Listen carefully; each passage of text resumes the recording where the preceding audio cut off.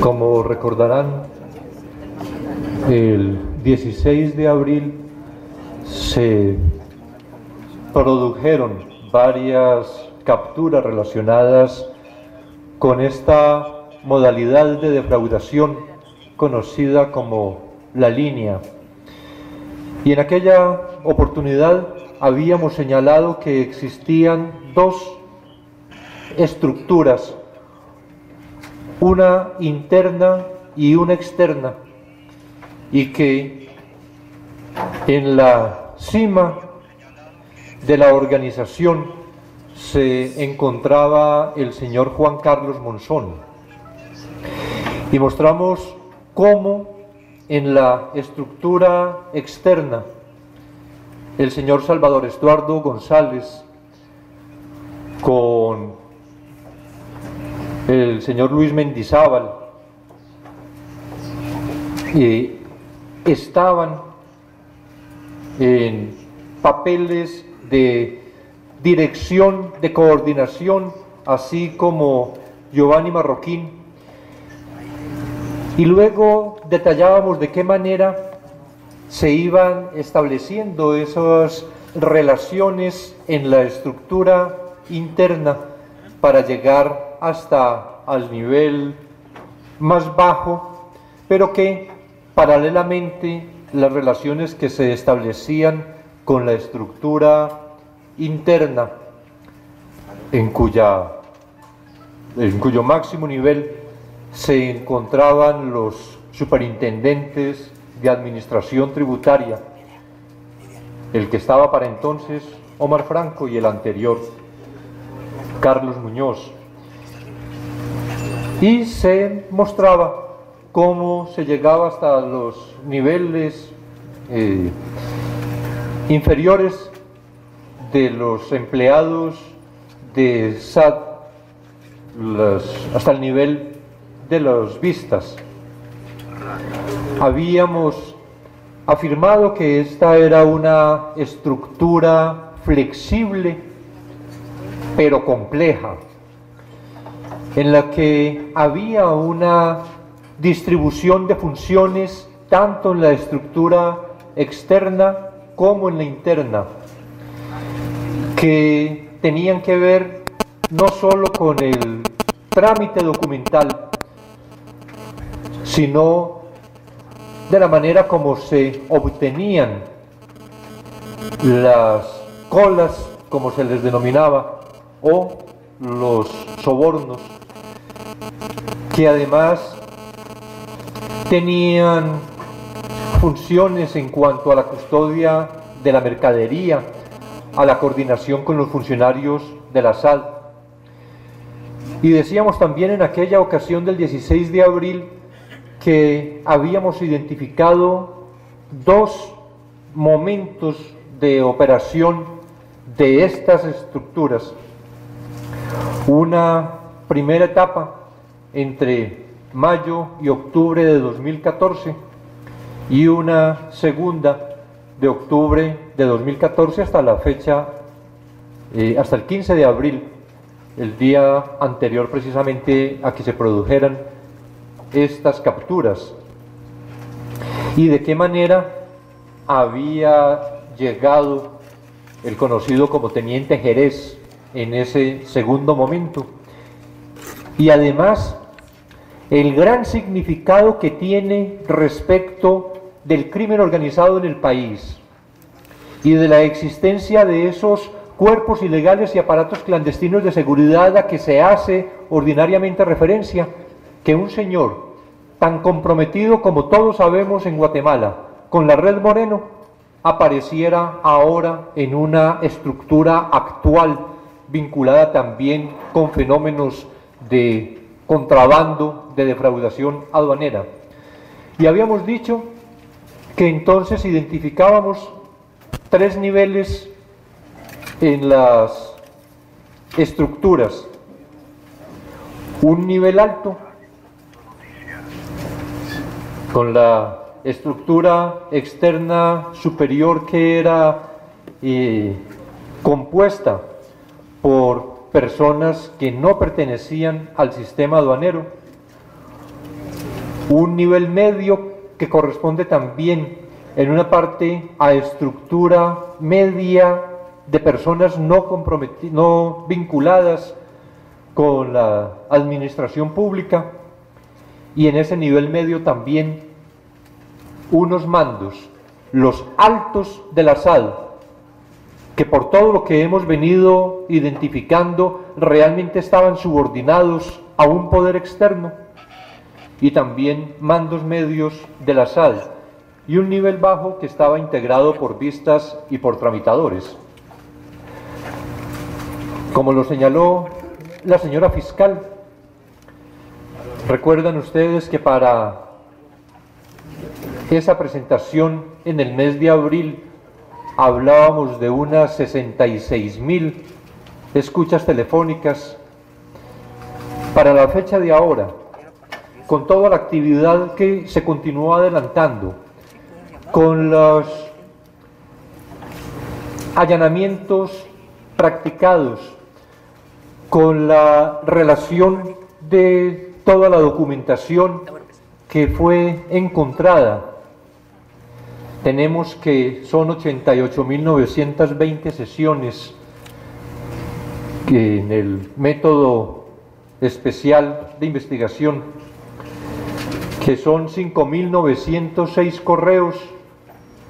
175.000 documentos se han extraído de almacenamientos electrónicos que se han producido entre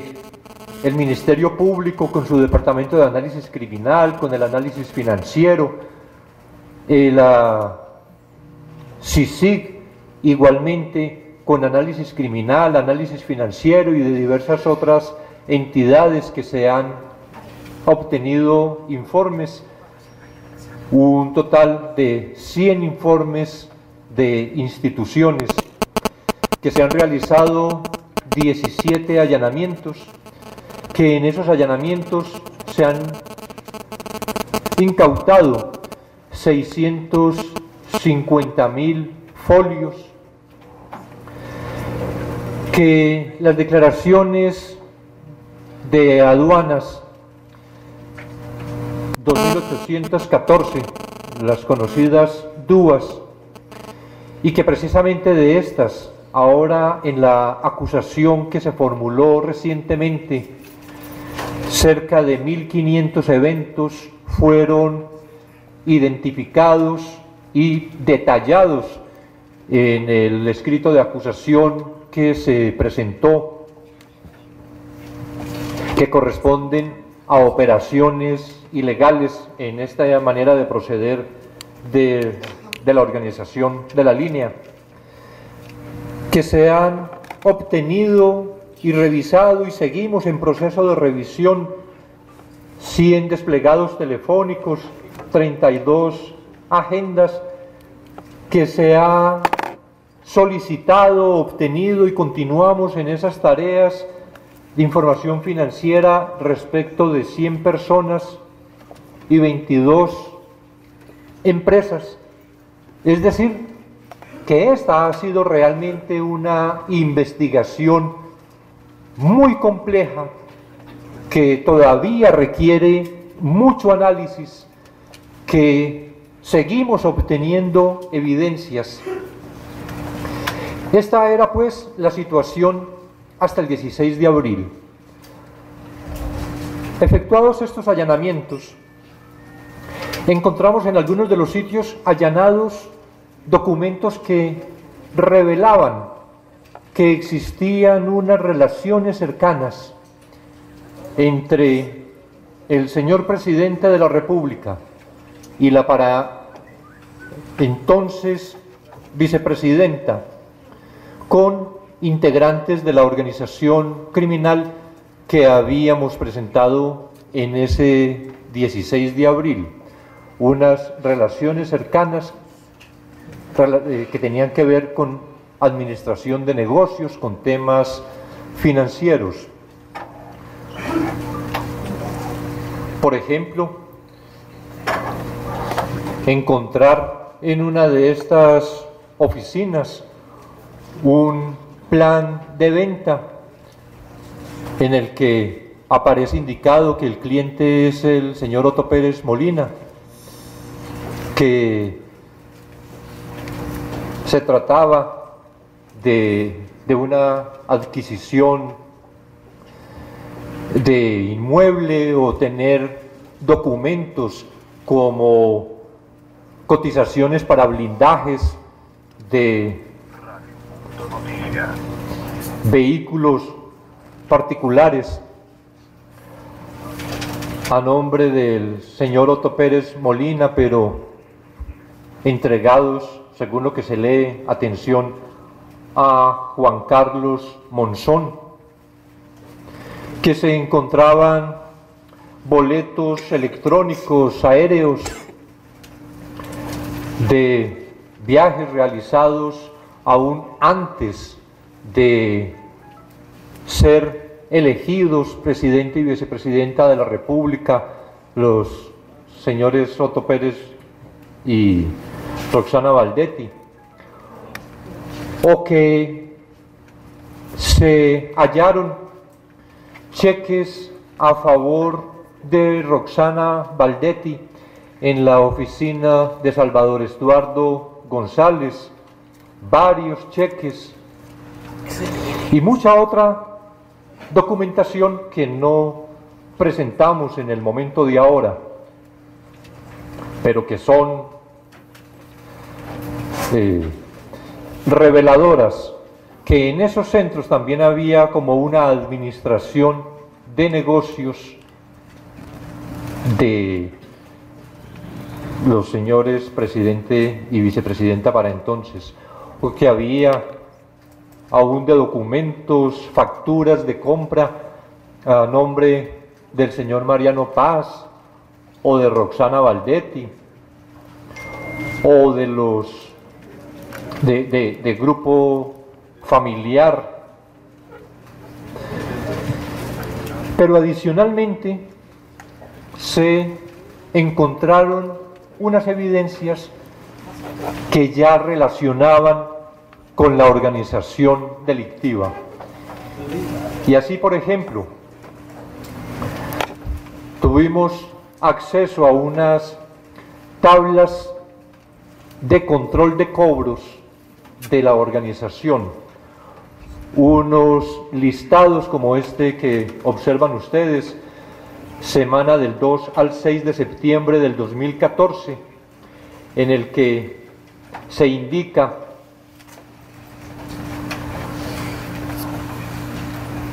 quién es el consignatario, póliza, rampa, el tipo de mercadería. Al extremo derecho, R1, que significa la recaudación oficial, es decir, la recaudación de los impuestos que se obtiene, de los aranceles. Pero en la parte inferior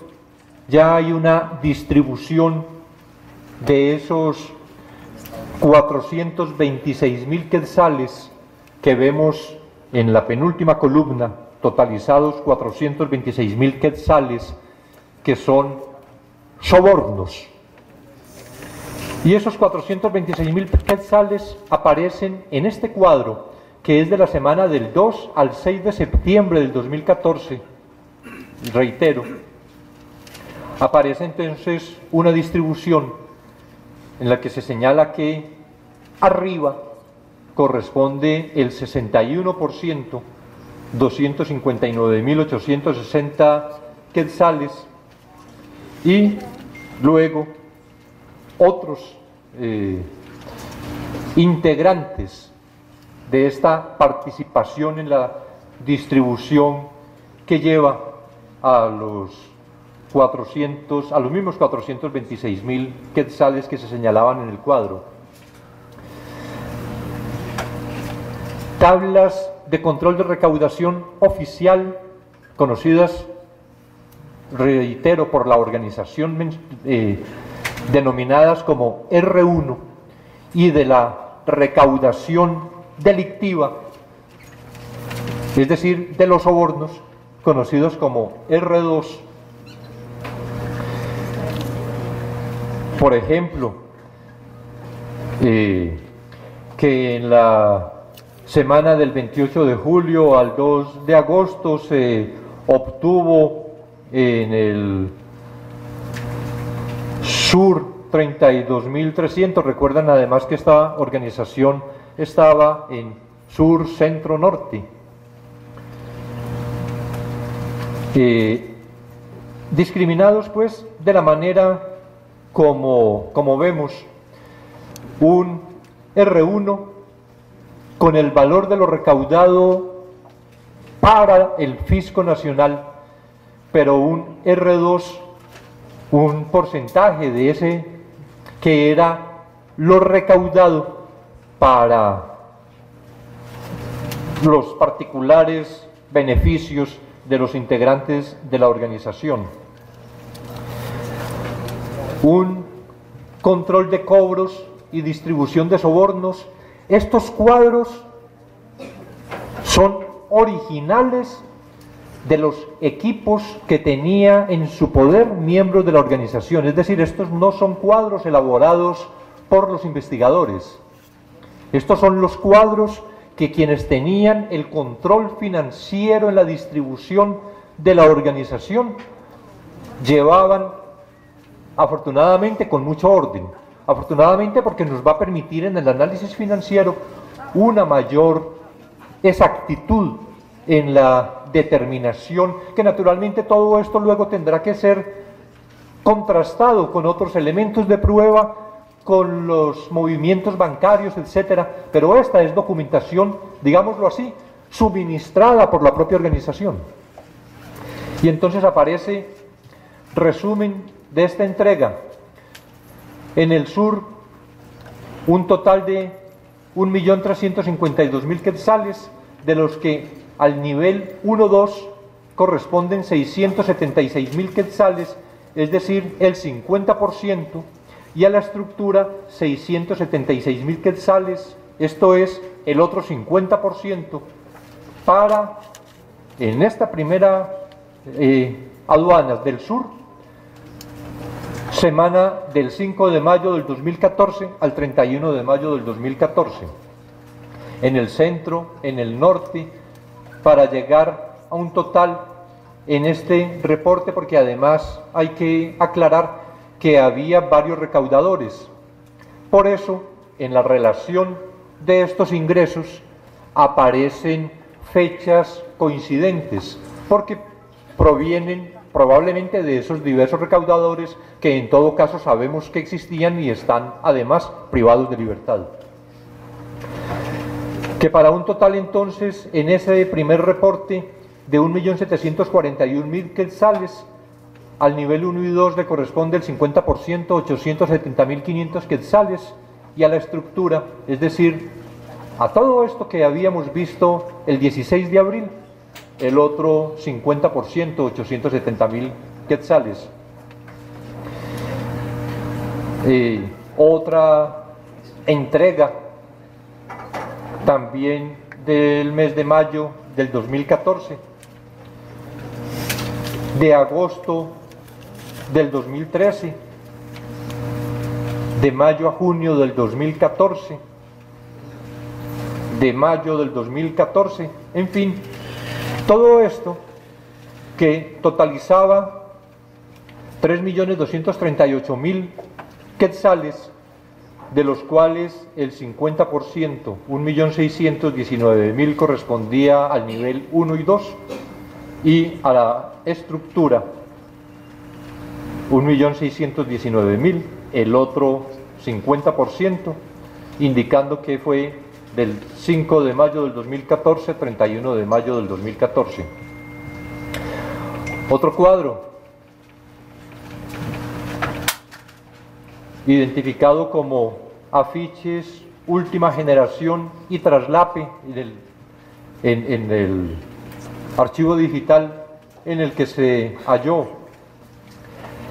que aparece también una distribución, el 64%, que equivale, según esta precisa operación, a 2.652.400 quetzales, de los que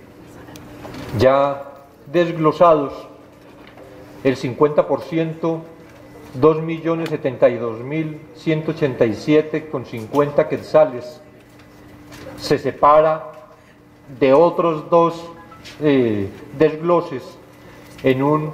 7%, 310.823,13,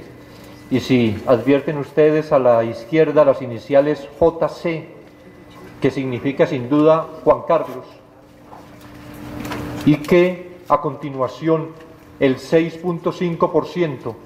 para EG, que es Estuardo González, 290.106 quetzales, y que después de toda la descripción que se hace, la relación, encontramos entonces ya en la parte inferior derecha cómo es que se produce la distribución. Para 1 y 2, 2.072.187 quetzales. Para MCJ, que quiere decir Monzón Carlos Juan, es decir, para Juan Carlos Monzón, 310.828. Y para AGE, que quiere decir Álvarez González Estuardo, 290.106 quetzales.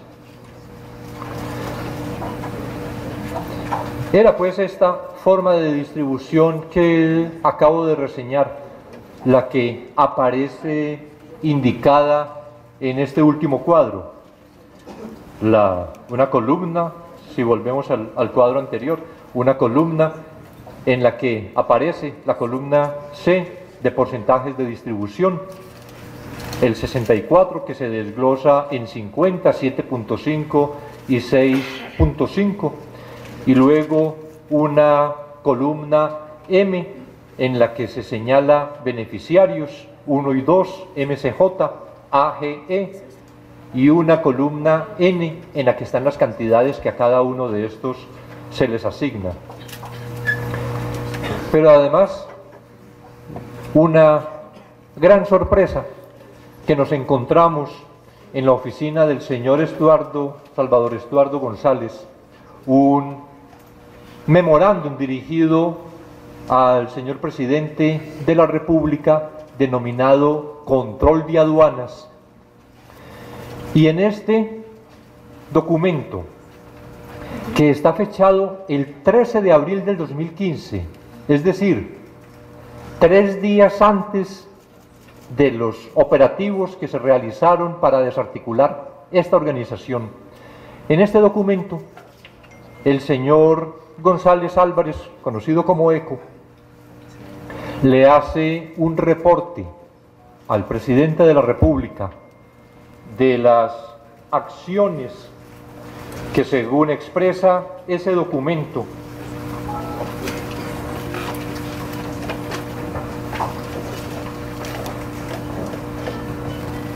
adelantó conforme a sus instrucciones, dice el documento. Memorándum. Antecedentes. Conforme a sus instrucciones, se efectuó un diagnóstico para identificar las debilidades en la recaudación de los tributos aduaneros, derechos arancelarios a la importación y el impuesto al valor agregado. Luego, otro capítulo, resultados del diagnóstico, alternativas planteadas para la solución de la problemática. Todo esto es un estudio que hace Salvador Estuardo González y que, para todavía mayor sorpresa, aparece en las consideraciones generales que las actividades que conlleven la auditoría concurrente a su referencia podrá ser de conocimiento de la Comisión Internacional contra la Impunidad en Guatemala, CICIG, derivado que se reconocerían los esfuerzos del gobierno para alcanzar las metas de recaudación, etc. Es decir,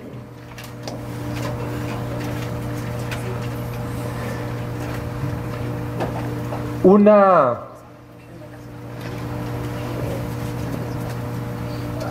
relación, así como conocimos a través de los medios de comunicación el proyecto de vincular a una firma extranjera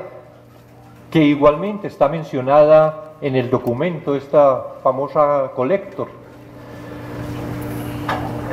Una persona que no está vinculada con la administración pública, el señor González Álvarez, que no vinculada con la administración,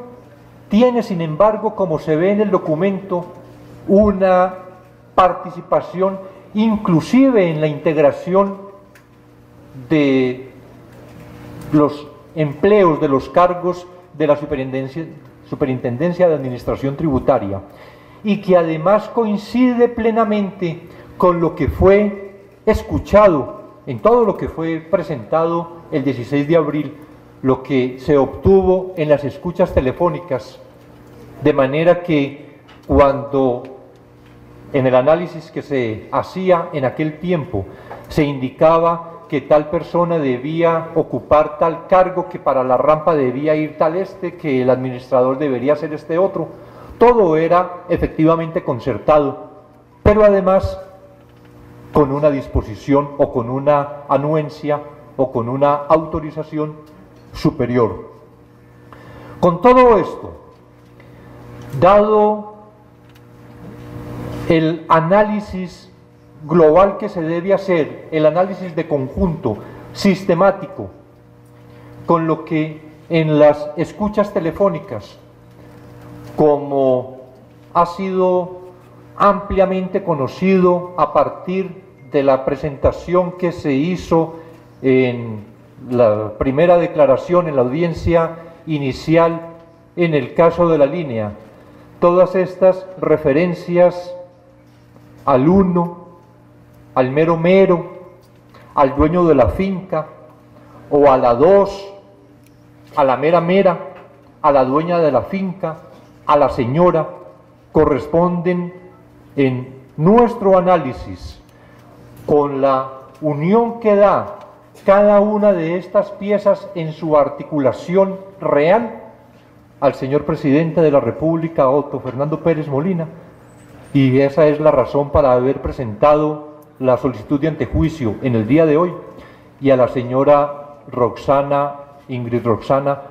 Valdetti Elías, que fue la razón por la que se pidió una orden de captura en su contra y que se hizo efectiva en la mañana de hoy.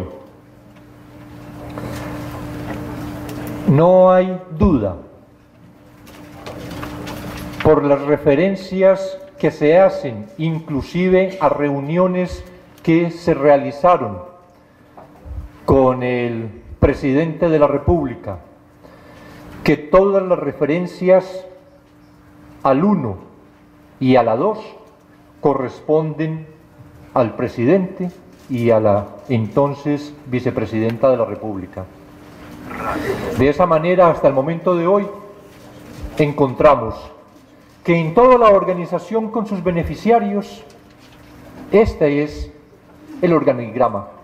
que hay en un nivel superior a Juan Carlos Monzón la participación, tenemos que decirlo, muy lamentable en la valoración que hemos hecho del señor presidente de la República y la señora Ingrid Roxana Valdetti.